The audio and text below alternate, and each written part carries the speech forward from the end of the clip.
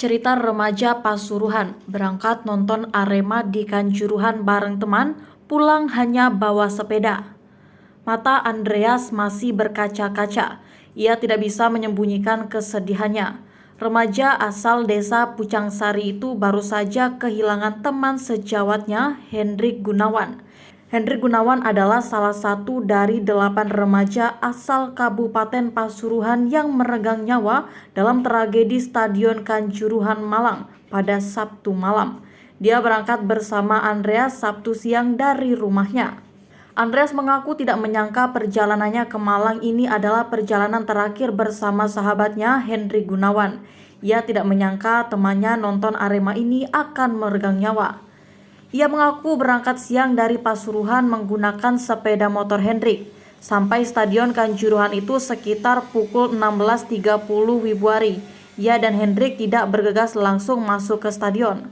Selepas maghrib ia baru masuk ke stadion dan langsung memasang spanduk di pagar penonton. Saya dan Hendrik duduk di tribun 11. Sepanjang pertandingan itu memang sudah beberapa keributan kecil di tribun 12 dan 13. Setelahnya ya tidak ada tanda-tanda kalau di akhir pertandingan akan kejadian seperti ini. Katanya pada Senin 3 Oktober 2022 siang. Disampaikannya selepas peluit panjang dibunyikan Arema kalah 2-3 dari Persebaya, ia langsung melepas spanduk yang dipasangnya di pagar. Ia memang melihat banyak orang yang memanjat pagar dan berusaha masuk ke lapangan. Ia mengira apa yang dilakukan supporter itu adalah bentuk kekecewaan terhadap hasil pertandingan itu. Ia dan Hendrik bahkan tidak pernah berpikir untuk masuk ke lapangan. Yang dipikirannya hanya melepas spanduk dan bergegas pulang. Tiba-tiba supporter yang turun ke lapangan berlarian mendekat pagar tribun penonton. Dari arah lapangan terlihat tembakan gas air mata bertentangan. Saya dan Hendrik langsung ketakutan dan mempercepat melepas spanduk. Jelasnya, ia dan Hendrik langsung berusaha keluar dari stadion.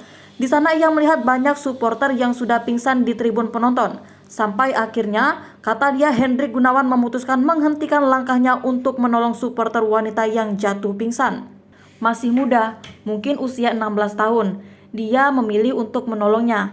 Saya tawarkan untuk keluar bersama, saya disuruh keluar dulu. Nanti dia menyusul sama perempuan itu. Ya akhirnya saya keluar dulu meninggalkannya. Papar Andreas. Andreas mengaku keluar melewati pintu keluar yang sempat tidak terbuka.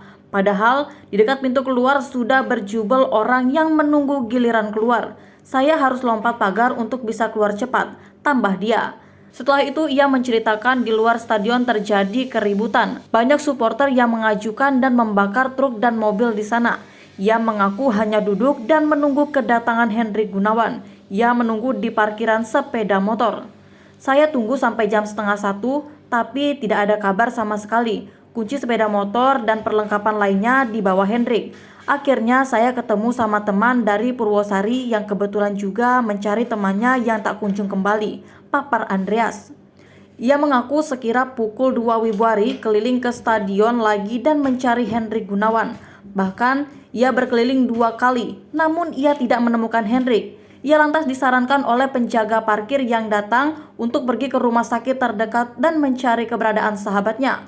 Akhirnya saya sama teman dari Purwosari keliling rumah sakit dan ketemu sama Hendrik tapi sudah di kantong jenazah. Saya langsung sedih dan panik seketika itu. Saya tidak bisa berkata-kata, Mas. Sahabat saya pergi selamanya, ujar Andreas. Andreas mengaku tidak menyangka teman nonton sepak bolanya sudah tiada. Sepanjang jalan pulang ke rumah, ia tidak henti meneteskan air mata. Jujur saya tidak menyangka. Niatnya menolong perempuan itu justru dia juga ikut akhirnya tidak tertolong. Pungkas Andreas.